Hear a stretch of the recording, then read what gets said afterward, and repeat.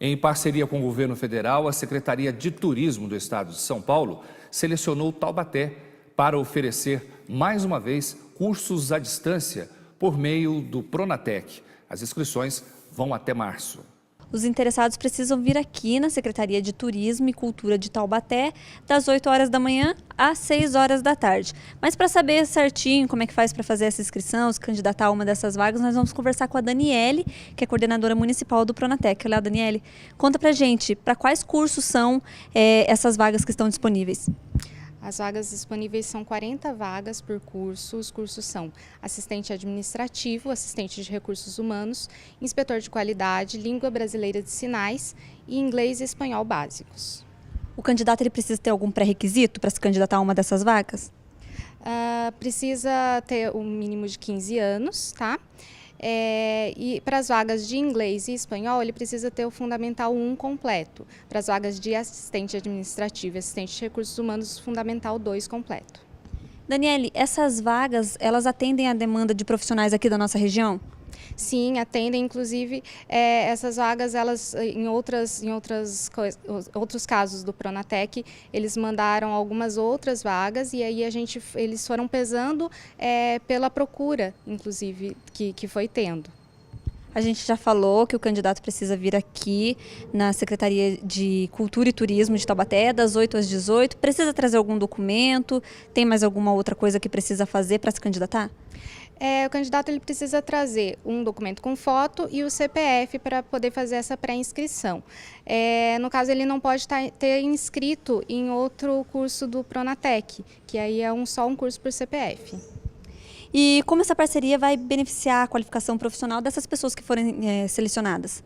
Bom, o curso é um curso técnico, né? Então, as pessoas já vão sair daí com um diploma já reconhecido pelo MEC para poder entrar no mercado de trabalho. Muito obrigada, Daniele. Segue o Repórter Setorial. E o assunto agora no Repórter Setorial é segurança.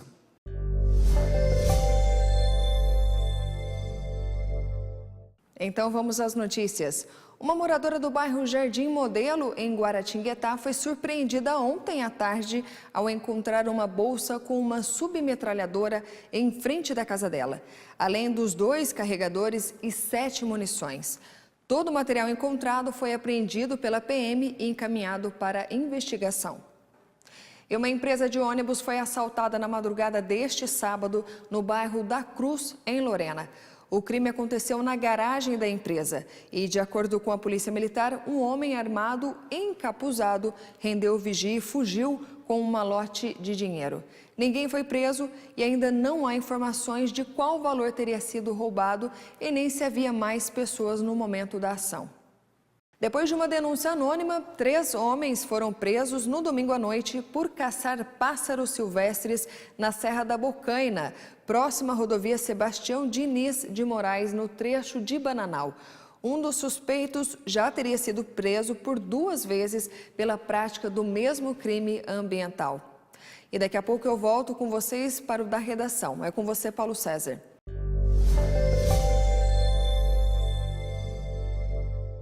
O ministro do Supremo Tribunal Federal, Luiz Roberto Barroso, decidiu manter a suspensão de trechos de um decreto editado em dezembro pelo presidente Michel Temer. O decreto que abrandava as regras para os presidiários sobre o indulto de Natal foi bastante criticado. O decreto assinado por ele foi muito criticado porque abrandava as regras para a concessão do indulto de Natal. A presidente do Supremo Tribunal Federal, Carmen Lúcia, foi quem fez a suspensão ainda no ano passado, durante o recesso judiciário. A Procuradora-Geral da República, Raquel Dodge, foi quem pediu a interrupção, porque o indulto reduzia o tempo de cumprimento de pena a condenados por crimes com violência ou grave ameaça. Na fundamentação do ministro Barroso, ele disse que não é função do Executivo legislar sobre direito penal. Além do mais, segundo ele, o decreto produz efeitos que deixam em situação de vulnerabilidade o interesse público e frustram as demandas mínimas da sociedade por integridade do trato da coisa pública. Barroso também questiona a previsão do decreto que permite o livramento condicional do preso após o cumprimento de 1/5 da pena e não 1/3, conforme os indultos anteriores, Mesmo após a decisão do ministro, o plenário do Supremo Tribunal Federal ainda vai fazer a análise do caso. Acompanhe agora a primeira parte da entrevista especial de hoje.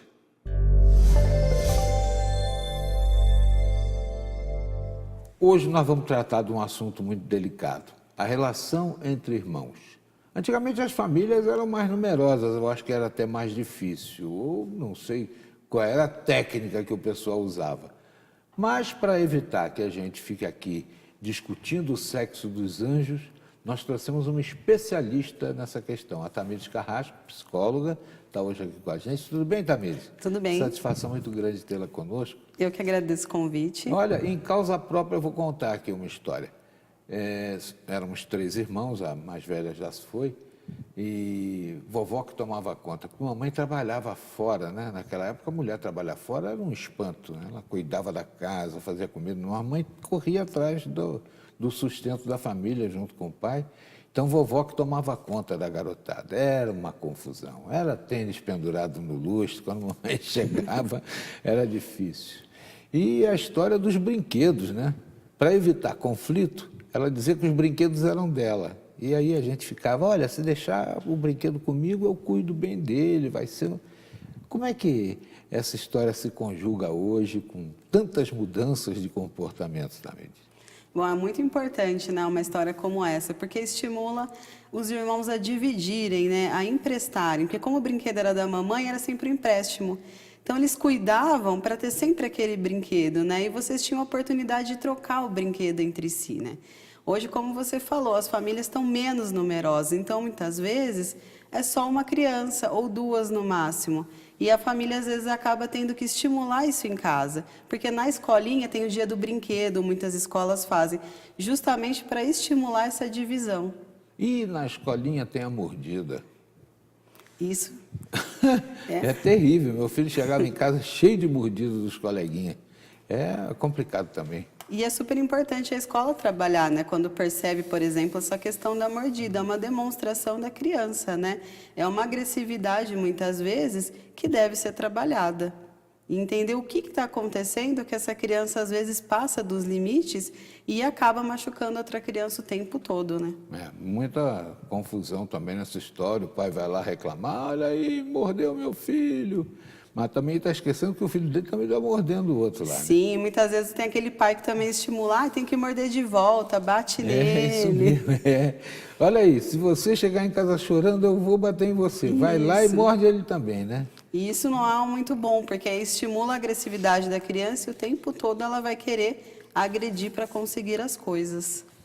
Tamires, então explica para a gente a importância do acompanhamento psicológico nesse processo, né? Porque é lugar comum, todo lugar que você vai nessa educação infantil, aí vai ver, tem mordido o tempo todo. Eu acho que já é uma reação do nascer dos dentes, ou não sei o que é, é um início de vida que todo mundo passa. O mais importante na psicologia, quando a criança faz o acompanhamento, é trabalhar a família também. Muitas vezes a família acaba estimulando, acha bonitinho, morder a mãe, às vezes, morde o pai, ou o pai tem a mania de brincar mordendo a criança, ela é fofinha, vou morder, isso passa às vezes para a criança. Então a psicologia vem de encontro a isso, trabalhar não só a criança, mas também a família.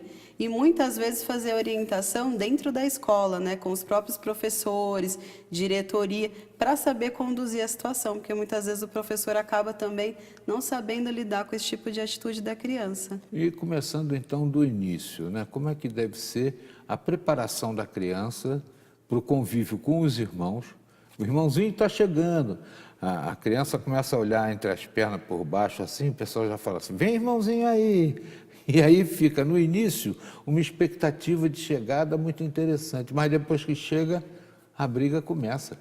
Mas a briga começa justamente porque a família não prepara a criança para esses ciúmes que ela vai sentir.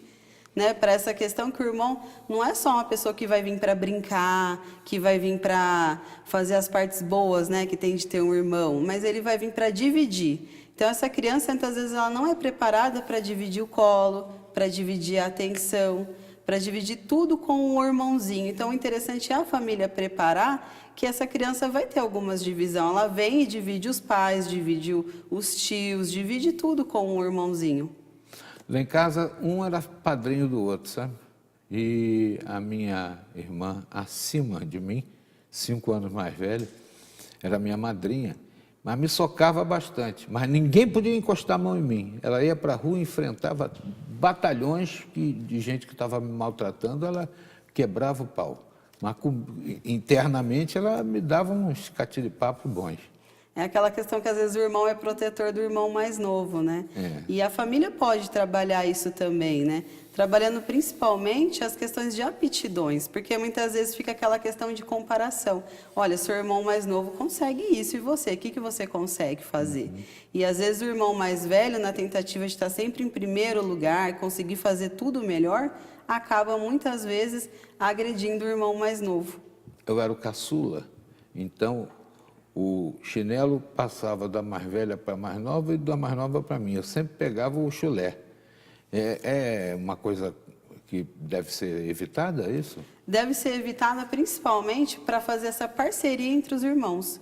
Porque no futuro você percebe que a maioria dos irmãos tem uma rivalidade quando criança, e quando o irmão chega numa fase adulta, muitas vezes já vira uma relação de amizade, que perde aquele caráter de irmão mais velho e irmão mais novo. Já vira uma parceria mesmo de um irmão ajudar o outro.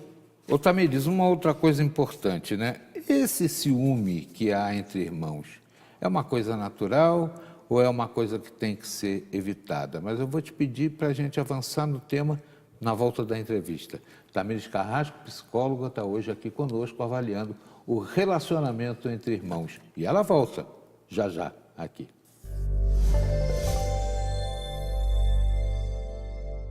Confira depois do intervalo dicas de como se comportar durante uma entrevista de emprego. Daqui a pouco.